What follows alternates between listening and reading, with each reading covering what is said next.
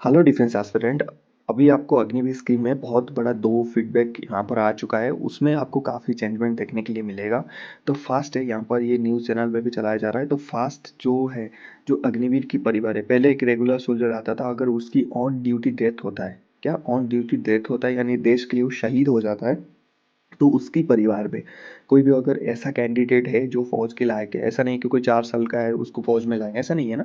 जो मान लीजिए 17 साल से लेके 20 साल 25 साल के अंदर है और फौज में वो फिट बैठता है, तो उसको फौज के लिए ऑफर किया जाता है कि आप आपकी भाई की या आपकी फादर की यहाँ पर डेथ हुई है ऑन ड्यूटी, आप यहाँ पर जॉब कर सकते हैं, ठीक है। जो एक रेगुलर सोल्जर्स के पहले था, उसमें क्या होता है कि जो उस सोल्जर्स चला गया उसकी जो भरपाई है, वो जो एक जॉब देने के बाद वो बंदा कर पड़ता है। और एक जो फौज की एक रहता है ना, इथोस रहता है फौज की, एक बोलते हैं ना पेट्रोटिज्म रहता है, वो बना रहता है, ठीक है। चलो कोई बात नहीं, ठीक है। एक मोटिवेट रहता है बंदा, सोल्जर्स ये सोचता है कि चलो मैं भी अगर भी देश के लिए शहीद हो गया, मेरे लिए गर्व की बात है, मेरे भाई को जॉब मिलेगी, मेरी परिवार सुखी रहेगा। हम सब फौजी ऐसा नहीं है कि हमेशा देश के बारे में सोचते हैं, ठीक है। हम 10% 20% कहीं ना कहीं परिवार के बारे में भी कभी कभी सोचते हैं, ये रियलिटी है।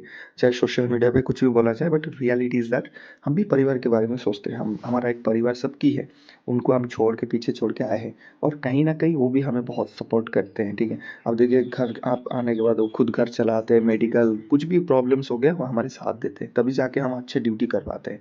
तो उस परिवार की अगर सिक्योर आ गया, फाइनेंशियली स्टेबिलिटी आ गया, गवर्नमेंट ने दे दी, तो कहीं ना कहीं जो एक सोल्जर फाइट करता है मोटिवेट के साथ, मोटिवेशन के साथ फाइट करता है सॉरी, तो उसके लिए ये मतलब दुश्मन को मार गिराना या फिर ड्यूटी करना बहुत ईजी हो जाता है उसके लिए, ठीक है। बट कोई अगर स्ट्रेस में ड्यूटी कर रहा है, फाइनेंशियली स्टेबिलिटी नहीं है, तो कहीं ना कहीं जो उसकी ड्यूटी करने के तरीका है, थोड़ा सा चेंजमेंट आता है यहाँ पर, ठीक है। ये रियलिटी है। अब आते हैं कि इसमें जो 2 बड़ी चेंजमेंट है, बहुत अच्छा चेंजमेंट है, मैं काफ़ी लाइक करता हूँ इस चेंजमेंट को, कि शहीद होने पर, यहाँ पर लिखा है शहीद होने पर परिवार के सदस्यों को नौकरी मिले। यहाँ पर जो सेना ने फीडबैक दिया है यहाँ पर, कि शहीद होने पर, अगर कोई भी अग्निवीर यहाँ पर शहीद होता है, तो एटलीस्ट उसके जो परिवार के किसी भी सदस्य को, चाहे मेल है फीमेल है, आजकल दोनों एंट्री होते हैं, उसको एक परमानेंट नौकरी मिले वहाँ पर सेना में, ठीक है। दूसरा, शहीद होने पर परिवार की आर्थिक भत्ता भी मिले, ठीक है। इसके साथ और एक पॉइंट है कि आर्थिक भत्ता क्या होता है ये, जैसे रेगुलर सोल्जर्स में था कि जैसे एक सोल्जर्स का डेथ हो गया तो वहाँ पर जितने भी सारे क्लेम्स बनते हैं, यानी एजीआई होता है, आर्मी ग्रुप इंश्योरेंस, ये क्लेम देता है। पीएलआई होता है, पोस्टल लाइफ इंश्योरेंस, ये क्लेम देता है। जे में मर गए, जे गवर्नमेंट वहाँ पर क्लेम देता है। स्टेट गवर्नमेंट क्लेम देता है, वो 1 करोड़ के आसपास हो जाता है उस बंदे की। तो उसका परिवार थोड़ा फाइनेंशियली स्टेबिलिटी हो गया, चाहे वो उसकी वाइफ हो, पेरेंट्स हो, कोई भी। उसके बाद उन परिवार को जो भी उसकी एनओ के, यानी जो भी उसकी नेक्स्ट टू कीन होता है, एनओ के होता है, जिसकी भी नाम होता है, उसको हर मंथली पेंशन मिलता है। बट इन अग्निवीर स्कीम आपको 98 लाख मिलता है, 98 लाख मिलता है। 98 लाख मिलने के बाद आपको कोई एडिशनल वहाँ पर पेंशन नहीं मिलता है, सिर्फ वो 98.02 लाख मिलता है। बट इसी चीज़ को चेंज करना चाहिए। यहाँ पर सेना से फीडबैक आया है कि एटलीस्ट उनकी परिवार को एक जॉब मिले अगर बंदा शहीद होता है। दूसरा, उनकी जो क्लेम्स बनता है उनको तुरंत उनके अकाउंट में आए, और हर महीने उसकी जो सैलरी का जो पेंशन बनता है, जिस हिसाब से तकरीबन, अगर आपको फौज की पेंशन कैलकुलेट करना है तो आपकी सैलरी के डिवाइडेड बाई 2 कर लो। मतलब आपकी 60,000 अगर बनता है सैलरी, डिवाइड बाई 2, 30,000 आपकी पेंशन नहीं बनेगा, कुछ कम बनेगा। 40% का आपके पास वहाँ पर बन जाएगा, ठीक है। तो आपकी जो पेंशन 20,000 25,000 बनेगा, उनकी घर में वो मिलना चाहिए उनको, ठीक है। तो बहुत बड़ा ये कदम है, क्योंकि वो बंदा मतलब चला गया, बट उसके परिवार का क्या है। दूसरा जो चेंजमेंट है आपके होने वाला है, बदलाव के पक्ष में सेना। यहाँ पर सेना भी इस बदलाव के पक्ष में है, मतलब सेना ने बोला कि हाँ ये चेंजमेंट होना चाहिए। जब सेना कोई चीज़ देता है गवर्नमेंट को, गवर्नमेंट उस पर गौर करता है, फिर उस पर अप्रूवल देता है। आप ये डिपेंड करेगा गवर्नमेंट इसके बारे में क्या सोच रहा है। बट जब सेना कोई चीज़ देता है, गवर्नमेंट डेफिनेटली उसके बारे में सोचता है, क्योंकि सेना चलाता है डिफेंस को, ना कि गवर्नमेंट चलाता है। गवर्नमेंट अप्रूवल्स देता है, और वो इस अप्रूवल में बहुत कुछ होते हैं। आई नो आप कमेंट करेंगे मुझे कि बीजेपी की वो चल रहा है, ये चल रहा है। लेट्स, ट्रेनिंग के दौरान विकलांग होने पर मदद, सर्विस खत्म होने पर विकलांग भुगतान जारी रहे। यहाँ पर क्या बोल रहे हैं, मान लीजिए एक बंदा यहाँ पर ट्रेनिंग कर रहा था, अग्निवीर में भर्ती हुआ, ट्रेनिंग कर रहा था, अब उसको चोट लगे। अब उसको चोट लगे तो आप क्या करेंगे उसको, अभी वो विकलांग हो गया, तो वहाँ पर उसको उस हिसाब से मदद मिलना चाहिए। मतलब जो मेडिकल फैसिलिटी, एमएच फैसिलिटी, आप मान लीजिए उसको हमने बोर्ड आउट कर दी, क्या कर दी, बोर्ड आउट कर दी। हमने बोला ये सेना के लिए फिट नहीं है, अभी उसकी जो कंडीशन है वो बहुत ये है, इसको अभी बोर्ड आउट कर दीजिए, तो ट्रेनिंग से बोर्ड आउट कर देते हैं, यानी आपको घर भेज दिया जाता है। रेगुलर सोल्जर्स को क्या मिलता था पहले, मैं इसलिए पहले क्या मिलता था आपको बता रहा हूँ ताकि आपको खुद समझ में आए कि एक्चुअली है क्या।